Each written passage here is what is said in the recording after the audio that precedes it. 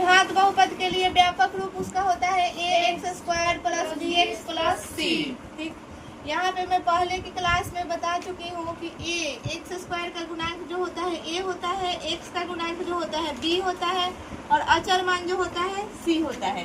गुणांक का मतलब क्या होता है? तो गुना होता है। ठीक, x² के साथ जिस भी अंक का गुना होगा वो a होगा। अभी x² के साथ 1 का गुना है तो a रह जाएगा, x के साथ b का गुना है तो b रह जाएगा और अचर मान c है। अब इसको समझने के लिए क्वेश्चन पे आते हैं। पहला क्वेश्चन हमारा क्या है? 2x² plus 3x plus 5। इसमें बताना है a बराबर क्या होगा। तो मैं बताई हूँ कि जो x का गुणांक होगा वही a होगा। इसमें x का गुणांक 2 है, a बराबर कितना होगा? 2। b बराबर कितना होगा? क्योंकि x का गुणांक जो है b है। यहाँ x² का गुणांक a था तो x² का 2 से गुना हुआ है तो a बराबर 2 हो जाएगा। x का गुणांक b, तो x का गुना b 3 से हुआ है, b बराबर कितना हो जाएगा? 3। और अचर मान बोल रहा है हमेशा c होता है, तो अचर मान c बराबर कितना हो जाएगा? 5। c के साथ a b c d x y z कुछ भी नहीं लगा रहेगा, जब भी रहेगा अकेले अंक रहेगा। ठीक, अब यहाँ पे फिर बताएंगे a बराबर क्या होगा? a बराबर 3। b बराबर क्या होगा? -5। अब देखो यहाँ पे +5 होता है तो प्लस सामने नहीं दर्शाया जाता है, लेकिन माइनस रहता है तो दर्शाया जाता है। समझो माइनस एक प्रकार का उसका पॉय जिसे अपने भाषा में बोलते हैं, एक प्रकार का दोष है जो हमेशा उसके साथ रहेगा लेकिन प्लस नहीं रहेगा। ठीक, तो इसलिए b के साथ माइनस रहेगा। c बराबर कितना होगा? 3। दिक्कत यहाँ पे बताओ a बराबर कितना होगा? 1।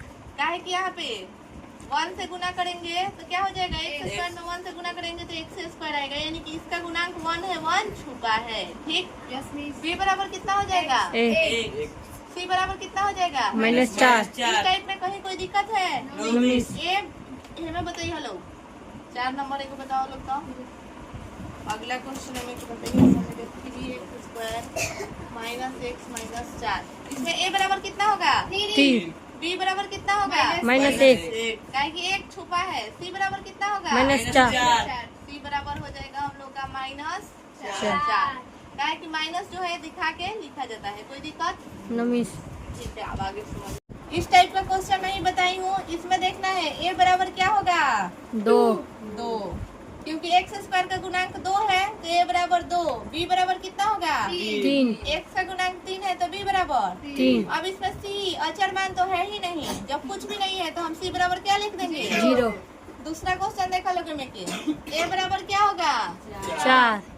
काहे कि यहाँ पे x² का गुणांक 4 है तो a बराबर 4 होगा। ठीक, b बराबर यहाँ x का गुणांक कहीं दिख रहा है? क्योंकि x² का दिख रहा है और अचर मान दिख रहा है। ठीक, यहाँ पे b बराबर क्या हो जाएगा?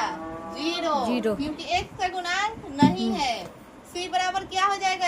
-7। कोई दिक्कत? अलग में देखा लो, x का गुणांक दिया है और अचर मान दिया है। x² का गुणांक कहीं दिया है? जब x² का गुणांक नहीं दिया है तो a बराबर क्या हो जाएगा? 0। b बराबर क्या हो जाएगा? 7। c बराबर क्या हो जाएगा? -3। इसमें आओ, a बराबर क्या हो जाएगा?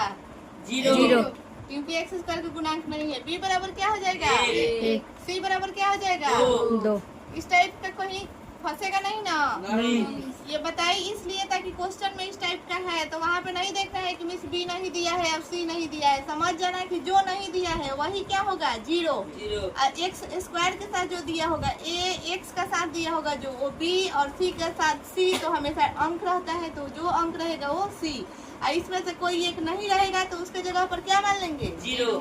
क्लियर? Yes miss. रैखिक बहुपद, द्विघात बहुपद, त्रिघात बहुपद, चतुर्थ बहुपद भी होता है लेकिन हम लोग को पढ़ना नहीं है। जब पढ़ना नहीं है तो उसका चर्चा क्यों करना?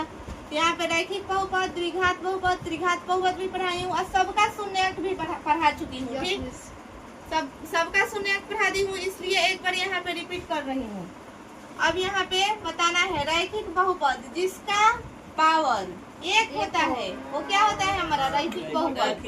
x+2 कौन सा बहुपद है? रैखिक। इसका पावर क्या है? 1। तो ये हमारा रैखिक बहुपद हो गया। इसका शून्यांक 1 होगा। रैखिक बहुपद का शून्यांक हमेशा 1 होता है। अब बताना द्विघात बहुपद जिसका घात या पावर 2 वो क्या हो जाएगा? द्विघात बहुपद। 5x प्लस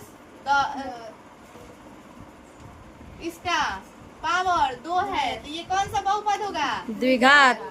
द्विघात बहुपद होगा। जब द्विघात बहुपद है तो इसका शून्यांक कितना होगा? 2। 2 होगा, हमेशा 2 होगा। और मैं बताई हूँ कि द्विघात बहुपद के लिए शून्यांक होता है अल्फा और बीटा। रैखिक बहुपद का एक शून्यांक होता है, वो भी निकालते हैं, x बराबर माइनस बी बाई ए। अब त्रिघात बहुपद होगा। त्रिघात बहुपद में यहाँ पे हमारा दे दिया है x³ minus 2x square plus 5x minus 3। इसका पावर 3 है।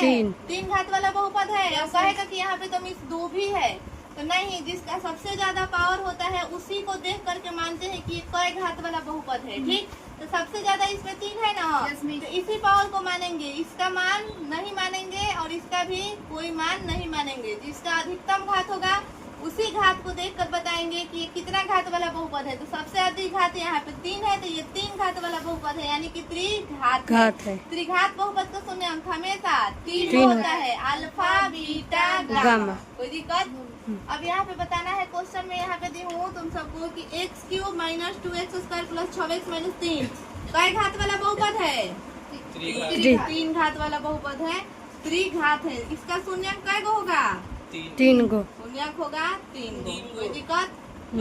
ये कई घात वाला बहुपद है? द्विघात। इसका शून्यांक कै गो होगा? 2 गो। अगला बताना है, कई घात वाला बहुपद है? 1। इसे एक घाती बहुपद या रैखिक बहुपद। इसका शून्यांक कै गो होगा? 1। कोई दिक्कत? क्लियर? क्वेश्चन बनाया जाए।